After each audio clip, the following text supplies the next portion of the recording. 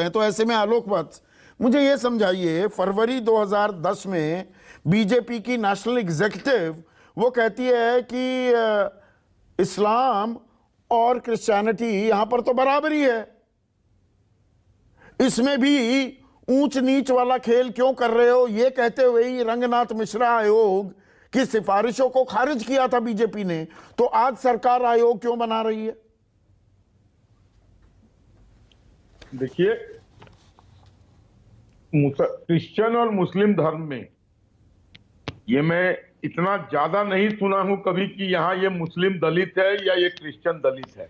अच्छा, ये तो पहली बार मेरे संज्ञान में आ रहा है कि वहां पर जो कन्वर्ट होके गए हैं और सही माने में अगर वो वहां पर गए हैं तो वो मुसलमान के तौर पर रहे। 15 सालों से, 2 दशकों से पसमानदा मुसलमानों की राजनीति हो रही है, आप उससे वाकिफ ही नहीं है? राजनीति तो हर चीज पे होती है हिंदुस्तान में, ये इससे तो मैं वाकिफ हूं और इस पर भी राजनीति खूब हुई है। लेकिन मैं अभी तो जो मसला आया है वो सुप्रीम कोर्ट के रूलिंग पर आया है। सुप्रीम कोर्ट ने पूछा है सरकार से कि क्या आप ये स्पष्ट कीजिए कि इनकी स्थिति क्या है। 18 साल से पूछ रहा है सुप्रीम कोर्ट, 18 साल से मामला लंबित है। लेकिन अभी जब उसने सरकार से पूछा है तो सरकार ने तुरंत ये एक्स सीजीआई के अंदर में एक 3 आदमी की कमेटी गठित की है, वो अपनी रिपोर्ट देगी। अल्पसंख्यकों की नाराजगी है, बीजेपी से असुरक्षित महसूस करते हैं। अच्छा तरीका आपने निकाला है कि आरक्षण की एक गाजर लटका दी जाए, 2 साल का टाइम फ्रेम है, उस बीच में 2024 के चुनाव भी निकल जाएंगे। गलत आकलन कर रहा हूं सवाल पूछते हुए आलोक भाई? नहीं, इसको आप चुनाव से क्यों जोड़ रहे हैं? अच्छा, आजकल इस देश में हर बात चुनाव से, चुनावी जीत और हार से ही जुड़ गई है कि अरे कहां महंगाई है, कहां बेरोजगारी, हम चुनाव जीत गए उत्तर प्रदेश में। तर्क ये दिया जाता है, आप ही के सहयोगी देते हैं। देखिए संदीप जी, इस देश के लोग अंतोगत्वा जनता है मालिक, और इस देश की जनता विश्व की आर्थिक स्थिति का पूरा मूल्यांकन करती है। जब बड़े बड़े देश डबल डिजिट इन्फ्लेशन में हैं, तब इंडिया में मोदी जी ने 6.75 से नहीं बढ़ने दिया है। यहाँ के लोग इस चीज को समझते हैं अभी। हाँ जी, अभी 7.01 है। हाँ, मैं पिछली आंकड़े से मिला रहा था, 7.01 है। लेकिन आप ये भूल रहे हैं कि कांग्रेस के रेजिम में 2004 से 2014 तक 10, 10.5 और 11 के बीच यही इन्फ्लेशन था। आमदनी से भी जुड़ता है, वो गाना था ना, हमने बहुत चलाया 2010 की पीपली लाइव मूवी का, कि महंगाई डायन खाया जाता है। उसकी पहली लाइन है, सैया तो खूब ही कमात है। उस टाइम कमाई ज्यादा थी, महंगाई भी थोड़ी ज्यादा थी। आजकल कमाई की भी तो बात कीजिए, कमाई कितनी है? आसपास लोग आपसे कहते होंगे आलोक भाई जेब में पैसे कम पड़ रहे हैं, कह रहे होंगे, गलत तो नहीं कह रहा? वैश्विक स्थिति का भी तो मूल्यांकन कीजिए। इस देश में रहते हैं तो दुनिया में चलिए, पर मुद्दे पर रहते हैं तो ये राजनीति से जुड़ा हुआ नहीं है। देखिए 1961 में आलोक भाई अखिल भारतीय प्रतिनिधि सभा, ये सबसे बड़ा विचार मंच है आरएसएस का, गलत तो नहीं कह रहा हूं? जी बिल्कुल सही है, हाईएस्ट डिसीजन मेकिंग बॉडी है।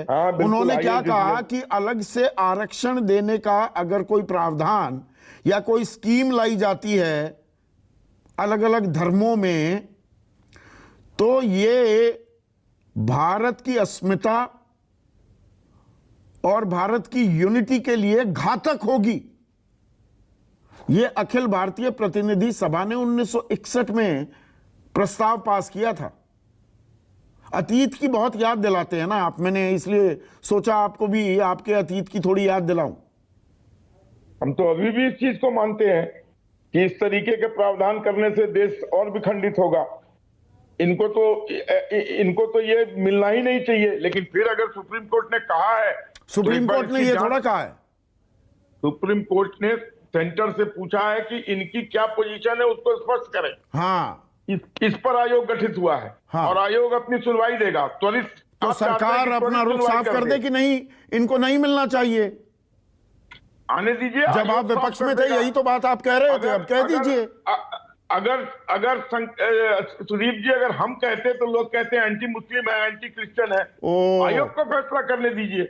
नहीं तो विपक्ष में आप कुछ और कहते हैं, सत्ता पक्ष में आने के बाद कुछ और कहते हैं। 2011 में working group on consumer affairs के अध्यक्ष होने के नाते मौजूदा प्रधानमंत्री नरेंद्र मोदी गुजरात के मुख्यमंत्री थे, उन्होंने कहा एमएसपी को कानूनी जामा पहनाना चाहिए, आज आप पहनाएंगे नहीं। यहां बिल्कुल उलट कर रहे हैं, कह रहे हैं इनको आरक्षण मिलना नहीं चाहिए, ये तो धर्म बढ़ जाएगा, इस्लाम बढ़ जाएगा, ईसाई बढ़ जाएंगे। आज कह रहे हैं कि नहीं, देखते हैं आयोग, आप देखिए अपनी सिफारिशें दीजिए। तो मतलब विपक्ष और सत्ता पक्ष में आपके बयानों में कोई मेल ही नहीं है। आने दीजिए वहां से फैसला, जो उनका फैसला आएगा वो लागू होगा। लेकिन ये जरूर है कि अगर मुसलमानों में और क्रिश्चियन में इस तरीके की डिवीजन हुई तो ये और बढ़ जाएंगे। अभी तक तो मैंने सुना नहीं था कि मुसलमान में कोई किसी मुसलमान को कहता हो ये दलित है या क्रिश्चियन में, लेकिन अब ऐसी बात जब उठ के आई है, इसका भी फैसला हो जाने दीजिए। इनको मिलना चाहिए क्या ना चाहिए, व्यक्तिगत तौर पर